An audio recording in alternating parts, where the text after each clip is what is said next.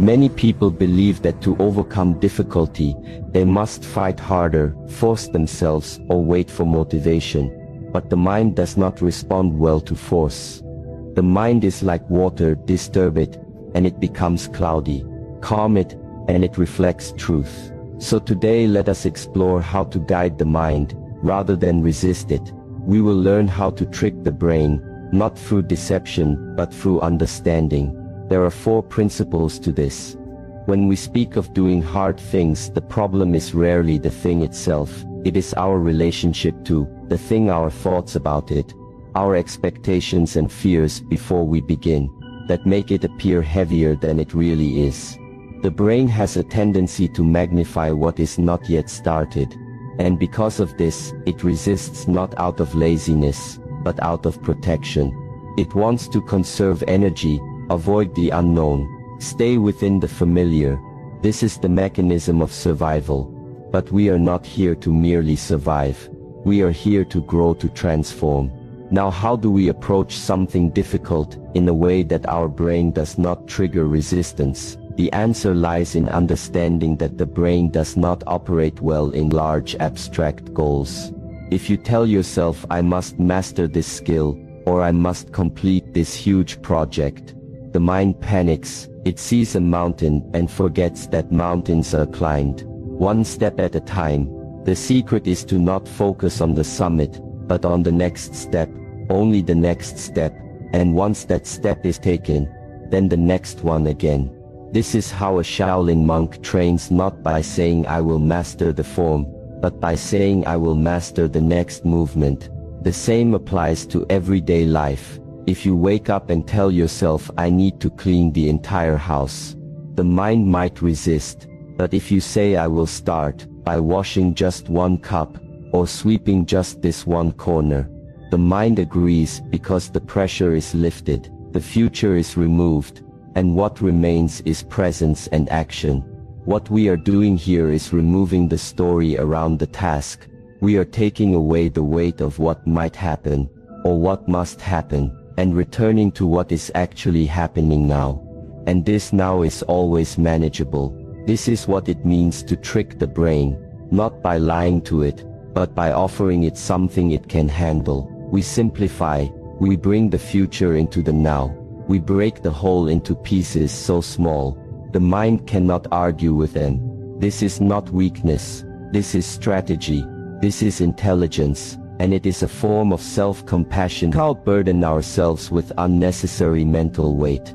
The work still gets done, but the suffering around it dissolves. You do not lift a heavy weight by thinking about how heavy it is. You lift it by preparing your body, and focusing on form, 1 rep at a time, not all at once. The brain is the same, it responds better to form than to pressure. Form means structure, form means process, and when you build a process around taking the first step, you create momentum. Once you are in motion, the resistance is no longer as strong. You become absorbed. The task becomes part of your flow. The greatest resistance often comes before the first step, and after the last decision, meaning the longer you think, the heavier the task becomes. But if you simply act before the mind has time to argue, you move into what we call action meditation. This is a state where the doing silences, the doubting and the effort becomes the path. This is how the Shaolin warrior becomes one with his training. He does not wait for courage. He moves and courage follows. He does not wait to feel ready. He moves and readiness appears. So next time you face something that feels difficult, do not ask, can I do it? Instead ask, what is the smallest possible version of this? I can begin right now, and then begin, not later, not when you feel like it, but now. And if the step is truly small, the brain has no excuse to resist, because there is no danger. In 1 breath, in 1 push-up, in 1 minute of focus. And yet once you start, 1 becomes 2, and 2 becomes 5. And soon you find yourself doing what once felt impossible, not because you forced yourself, but because you moved without overthinking. This approach is not just a trick, It is a discipline, and like all disciplines, it becomes easier with repetition. The more you train the mind to act on small beginnings, the less it will resist in the future. The more you practice returning to the now, the more power you will find in it. And eventually even the biggest tasks lose their weight, because you have learned to not carry them all at once, but to carry only what is in your hands today. And so the art of doing hard things is not about being stronger than the task. It is about being gentler with the process, and more focused in the moment. When the brain says this is too much, you say I'm only doing this one part. When the mind says it will take forever, you say I'm only here for now. This is how you walk through difficulty, not by running, not by breaking down, but by continuing. One breath, one motion, one clear choice at a time. This is the path of internal mastery, the quiet strength that arises, not from struggle but from steady presence.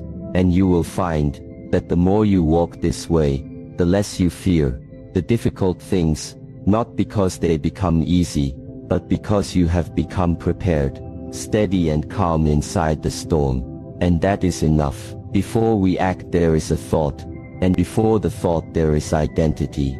What we do begins with what we believe. We are the reason we struggle to begin hard things is often not because the task is too difficult, but because the image we hold of ourselves does not match the person who can do it. The brain protects this image. It says this is not who I am, and so it resists not the action but the change in identity. To move beyond this resistance, we must first meet ourselves where we are, without judgment, without shame. Simply look and ask, who am I in this moment, and who must I become to move forward? The shift does not begin with force, it begins with awareness. You cannot act like a disciplined person if you still believe you are someone who gives up easily. So first you speak the truth of the identity you wish to embody, even if it feels unfamiliar at first. Say it not for the sake of ego, but for the sake of alignment. When you wait and say I am someone who chooses effort, I am someone who moves even when it's hard, the brain begins to shift. It listens, and slowly, it follows. This is how we train the mind to obey the heart, because the identity leads the behavior, and the behavior reinforces the identity. This is a cycle you can create at any moment, and it begins with language, with intention, with a simple declaration. I am the kind of person who honors growth more than comfort. Every time you repeat this belief, and then act in alignment with it, even in small ways, you build evidence for the brain to accept it. When you sit down to focus, even for 5 minutes, the brain records that action as truth.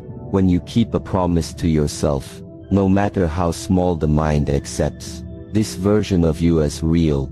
And so the old self that used to avoid hard things begins to dissolve, not because you fought it, but because you stopped feeding it. The power lies in how you interpret your own story. If you tell yourself I am lazy, your brain will search for proof, and you will find it. But if you tell yourself I am training to be disciplined, the brain will also search for proof, and every small act of effort becomes a victory. Not of results, but of identity. This is how a Shaolin monk rises, at the same hour every day, not because he feels like it, but because his identity is the kind that honors the routine. You do not need to feel ready to act as the person you want to become.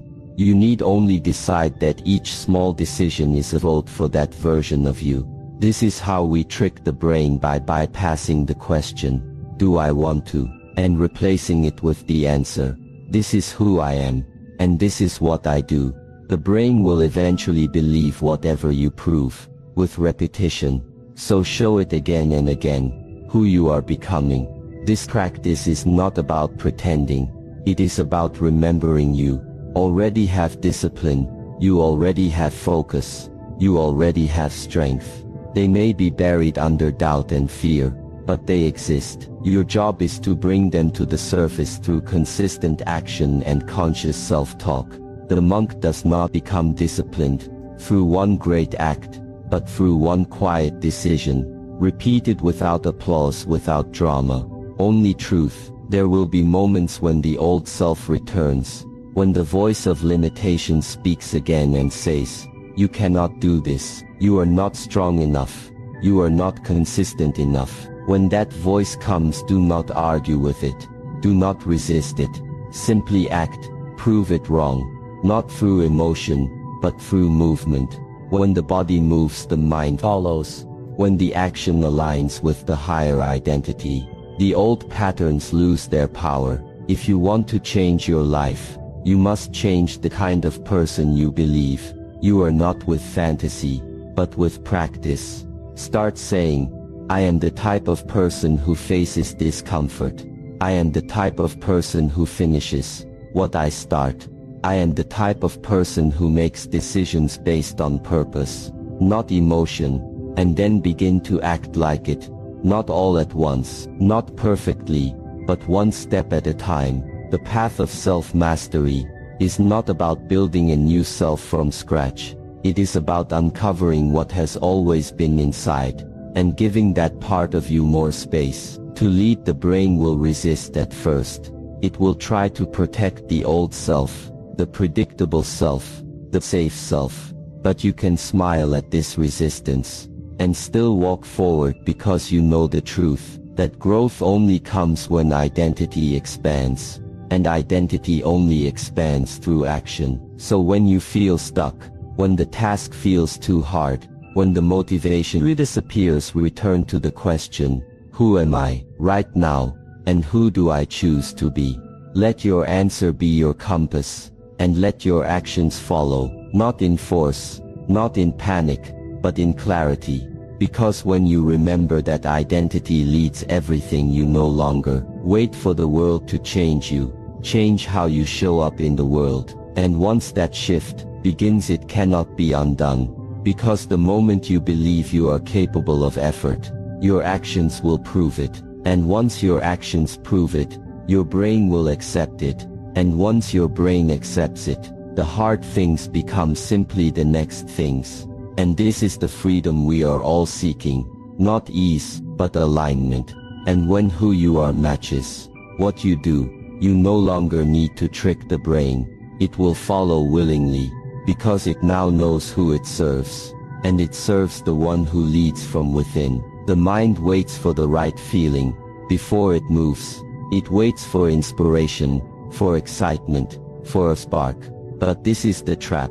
The belief that action must be fueled by motivation, that something inside you must light up before you begin to move. And because that feeling does not always come, the brain learns to wait, and in the waiting it becomes weaker. Because every moment you delay, the task grows heavier in the mind, not in reality, but in perception. And so the longer you wait, the harder it feels, and the cycle continues. Now consider the way of the monk. When he wakes, he does not ask, "How do I feel?" He does not ask, "Do I want to train?" He simply begins, not from emotion, but from rhythm. This is the power of ritual. A structure that replaces hesitation with movement. A pattern that removes the need for decision. When you live by ritual, the brain no longer questions the action. It accepts it as truth. This is how we break the need for motivation, by creating a life where discipline is built into the form. Ritual is not rigid. It is not a prison. It is a path. It is the form you give to chaos. It is the agreement between you and your future self, that no matter how you feel today, you will still take the next step. When the mind is tired, you will still sit in silence. When the body is weak, you will still stretch. When the will is low, you will still show up, because the ritual is stronger than the mood. This is not harshness. It is freedom. The freedom that comes from no longer negotiating with your lower self. You build ritual by choosing the action, and giving it a place in time, in space, in attention. When the sun rises, I meditate. When the tea is ready, I write. When the room is quiet, I begin to study. You link your effort to the world around you, and in doing so, you let life support your practice. This is the secret. Monks have known for generations that when the same act is repeated at the same time, in the same place, the mind accepts it as law, and the resistance disappears, not by force, but by rhythm. Do not wait for energy to come, give it something to follow. Energy comes through movement, not before it you begin, and then the energy arrives. This is the truth that breaks the myth of motivation. You do not need to feel like doing the thing. To do the thing you only need to begin, and the rest will meet you there. If you wait to feel inspired, you may wait forever, but if you act, you will often find that the inspiration grows through the doing. Ritual teaches the mind that some things are sacred, that some parts of the day are reserved not for distraction, not for delay, but for discipline. It sets the boundary. It says, in this moment, I do not scroll, I do not avoid, I do not escape. In this moment, I breathe, I move, I commit, and the brain learns that this time is not up for debate. This is how warriors are shaped, not in bursts of energy, but in quiet decisions that repeat until they become who you are. When you build ritual, the brain begins to relax. It no longer fears the task, because it sees it as familiar. What was once difficult becomes normal. What was once delayed becomes automatic. And in this new space, you find a deeper strength. Not the strength of the body, or the strength of the will, but the strength of being in harmony with yourself, where you no longer fight to begin, because beginning has become part of your nature. You can build this in small ways. Choose one act, link it to one moment, and do it each day. No matter how you feel, do it not for the result, but for the pattern, not for the outcome, but for the identity. And watch how the mind shifts. Watch how the resistance softens, because the brain now sees that this is not something you are trying, this is who you are becoming. And when the identity is reinforced through ritual, the need for motivation fades away. This is not to say you will never struggle, but the struggle will no longer decide your action. You may feel tired, but you will still show up. You may feel afraid, but you will still begin. You may feel doubt, but your feet will still move, because the ritual holds you when emotion does not. This is the power of form, to give shape to your practice, and to make it stronger than your excuses. So do not wait for the right day, or the perfect feeling. Start the ritual now. Choose something simple. Make it small, make it specific, and give it a place in your day. Protect it, not with pressure, but with honor, because that space is where your new self is being trained. Every time you return to the ritual, you are proving to your brain that this path matters, and that proof is more powerful than any passing mood. You are not what you feel, you are what you do, again and again. So let your actions speak louder than your hesitation. Let the ritual carry you when the mind wants to run, and in time the brain will stop resisting. It will begin to crave the structure it once feared, and the hard things will no longer feel hard, because they have become part of your rhythm, part of your breath, part of your life. And this is how you walk the path, without needing motivation. You walk with rhythm, with devotion, with steady footsteps that do not ask for permission, and each step becomes lighter, because the burden of choice is gone, and what remains is clarity, and peace, and the quiet power of self-respect that comes from doing what you said you would do, even when you didn't feel like it. And that is enough. The mind will always search for the path of least resistance. This is its design to keep you safe, to conserve energy, to avoid pain, and seek comfort. But growth does not live there. It does not wait in the soft places. Growth lives in friction, in challenge, in discomfort. The brain says avoid, and the spirit says lean in, and and the one you listen to shapes the life you live. Most people see resistance as a wall, but it is not a wall. It is a mirror, showing you where your work begins. When the body feels tired, and the task feels heavy, and the brain says stop, this is too much, that is the exact moment where strength is formed, not in success, not in ease, but in effort. When the effort is real, transformation is real.